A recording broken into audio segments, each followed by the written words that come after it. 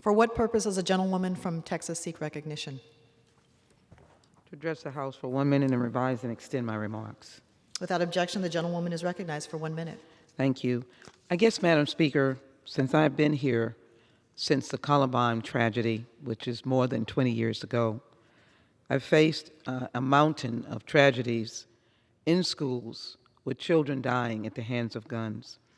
I offer my deepest sympathy for the loss of beautiful, precious young people in Michigan.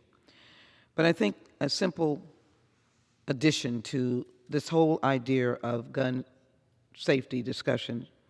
And so I intend to introduce a bill that is in tribute to Kimberly Vaughn, who died in Santa Fe at the hands of a young gunman.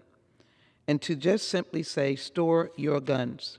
This Storage Act, in honor of her name, responds to the tragedy that just happened as well, because it requires manufacturers and retailers to sell guns with storage safety devices to ensure that those penalties for not doing so is ahead of the loss of life, providing tax credits for those who do that, and as well providing grants for more information about safety devices.